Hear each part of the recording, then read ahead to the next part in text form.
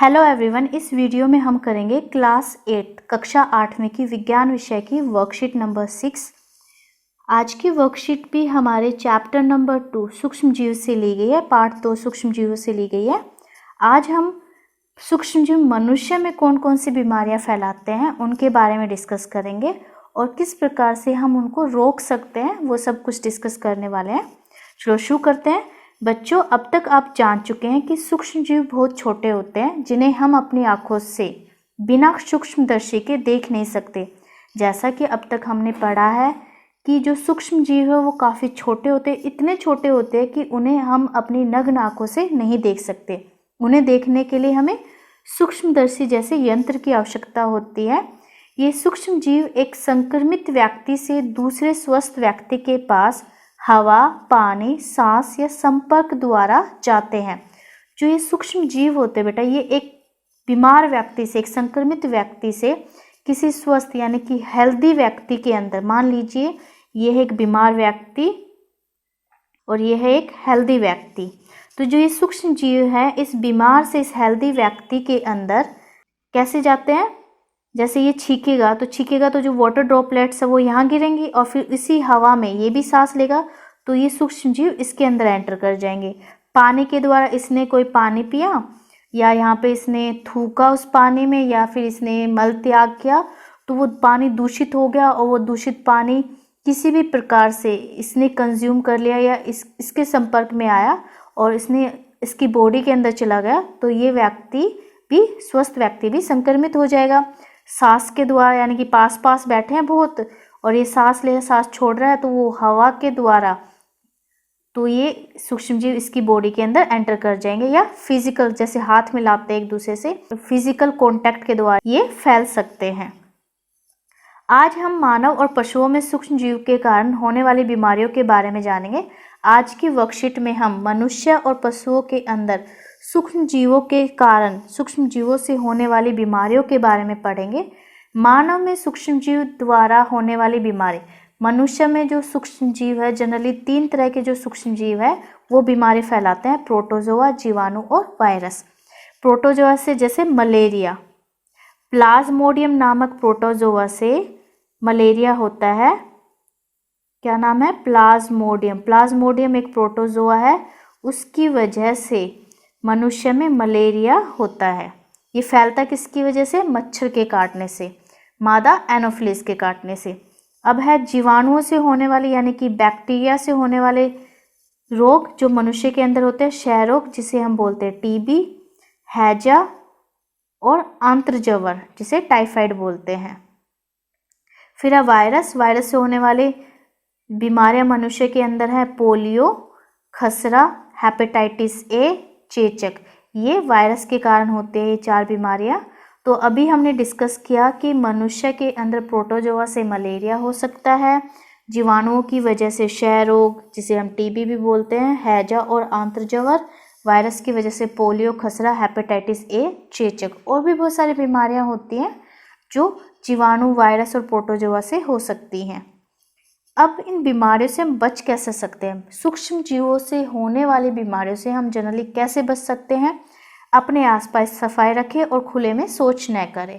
अपने आसपास सफाई रख के अपने आसपास को, वातावरण को साफ सुथरा रखेंगे तो बीमारियां कम फैलेंगी। खाना खाने से पहले और बाद में हाथ धोएं। खाना खाने से पहले और बाद में हमें हाथ धोने चाहिए क्योंकि जो हमारे हाथ होते हैं वो कई चीज़ों के संपर्क में आते हैं वातावरण में, उन चीज़ों पर सूक्ष्म जीव हो सकते हैं और जब हम बिना हाथ धोए खाना खाएंगे तो वो हमारे शरीर के अंदर प्रवेश कर सकते हैं। पानी को अपने आसपास इकट्ठा ना होने दें। पानी आसपास इकट्ठा होगा तो क्या होगा? उसमें मच्छर पनपेंगे और मच्छर क्या करते हैं? मच्छर बीमारियों को एक व्यक्ति से दूसरे व्यक्ति में ट्रांसफ़र करने का यानी कि ले जाने का काम करते हैं। जैसे मलेरिया, डेंगू, चिकनगुनिया, ये ऐसी बीमारियां हैं जो मच्छरों की वजह से फैलती हैं। होती ये प्रोटोजोआ, वायरस वगैरह की वजह से है, परंतु ये फैलती मच्छरों के कारण है। बच्चों को समय पर टीका लगवाएं। हमें बच्चों को नियमित टीकाकरण करवाना चाहिए। इससे क्या होता है? बच्चों के अंदर रोग प्रतिरोधक क्षमता आती है, यानी कि उनकी बीमारियों से लड़ने की क्षमता डेवलप होती है। खांसते समय मुंह पर रुमाल रखें। खांसते समय हमें मुंह पे रुमाल रखना चाहिए। इससे क्या होगा? जब हम छींकेंगे तो अगर हम बीमार हैं तो जो सूक्ष्म जीव है वो वातावरण में नहीं जाएंगे और फिर किसी दूसरे स्वस्थ व्यक्ति को बीमार नहीं करेंगे। अब एक और बीमारी है बेटा जिसका नाम है एंथ्रेक्स। ये एक खतरनाक मानव और मवेशी रोग है, यानी कि मनुष्य में भी होता है, मवेशियों में भी, जानवरों में भी होता है, जो बैसिलस एंथ्रेसिस नामक जीवाणु के कारण होता है। जो ये रोग है ये बैसिलस एंथ्रेसिस नामक एक जीवाणु है उसकी वजह से होता है, जिसकी खोज सबसे पहले रॉबर्ट कोच ने की थी। और इसकी खोज किसने की थी? Robert Koch. ये एक साइंटिस्ट थे, वैज्ञानिक थे जिन्होंने इस बीमारी की खोज की थी।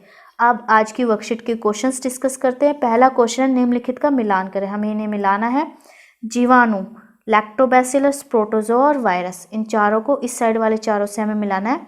तो जीवाणु क्या है? जीवाणु से होता है हैजा का कारक। जीवाणु क्या है? एक हैजा का कारक है। लैक्टोबैसिलस दही को जमाने में मदद करता है। प्रोटोजोआ से होता है मलेरिया, यानी कि प्रोटोजोआ मलेरिया का कारक है।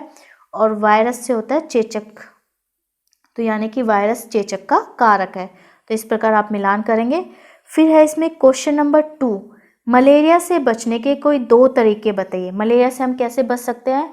बहुत सारे तरीके हैं। पहला तो ये कि हम अपने आसपास पानी इकट्ठा ना होने दें, पूरी बाजू के कपड़े पहने, और जो मॉस्किटो को, मच्छरों को भगाने की जो रसायन है जैसे मोर्टीन या कोयल वगैरह, उनका प्रयोग करना चाहिए। हमारे खिड़की दरवाजे बंद रखने चाहिए, जाली के दरवाजे खिड़की प्रयोग करने चाहिए। सोते समय मच्छरदानी का प्रयोग करना चाहिए।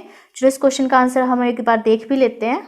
तो इस क्वेश्चन के आंसर में आप लिखोगे, पानी को अपने आसपास इकट्ठा न होने दे, फुल पैंट और फुल स्लीव वाले कपड़े पहने। क्योंकि हमसे 2 ही पूछे हैं तो आप कोई भी 2 लिख सकते हैं। वैसे मैंने आपको काफ़ी बता दिए हैं, इनके अलावा और कोई लिखना चाहते हो तो आप वो भी लिख सकते हैं। तो यहाँ पे आप 2 ही लिख लो, दैट्स एनफ। अब देखते हैं नेक्स्ट क्वेश्चन।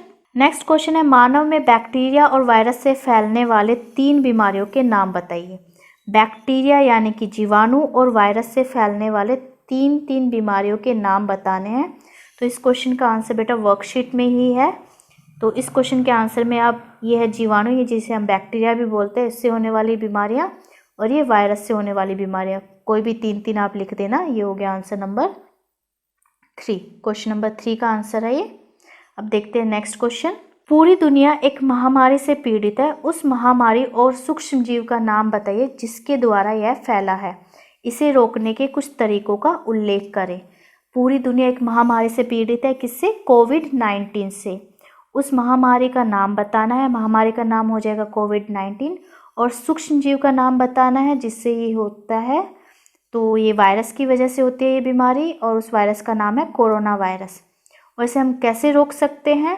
इसके लिए आपकी वर्कशीट्स में भी आजकल मैसेज आ रहा है, जैसे हम नियमित रूप से अपने हाथों को साबुन और पानी से धोएं, मास्क पहने और 2 गज की दूरी बनाए रखें। तो इस क्वेश्चन का आंसर हम कैसे लिखेंगे, चलो देखते हैं। इस क्वेश्चन के आंसर में आप लिखोगे, पहले महामारी का नाम, कोविड-19 महामारी का नाम है।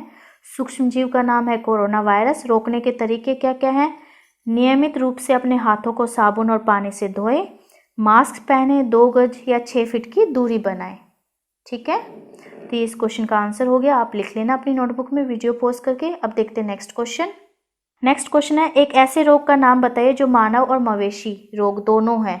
ऐसे रोग का नाम बताना है जो मानव रोग भी है और मवेशी में भी होता है। तो इस क्वेश्चन का आंसर होगा एंथ्रेक्स। ठीक है, और ये होता किससे? बैसिलस एंथ्रेसिस से। ये बीमारी का नाम और ये उस जीवाणु का नाम जिससे ये होता है। तो क्वेश्चन नंबर 5 का आंसर होगा एंथ्रेक्स। अब यहाँ पे आपको कोविड के संदर्भ में उचित व्यवहार संबंधी संदेश दिया गया है। नियमित रूप से अपने हाथों को साबुन और पानी से धोएं। सो बेटा इस वीडियो में इतना ही। Thanks for watching this video. Please like, share and subscribe my channel. Thank you.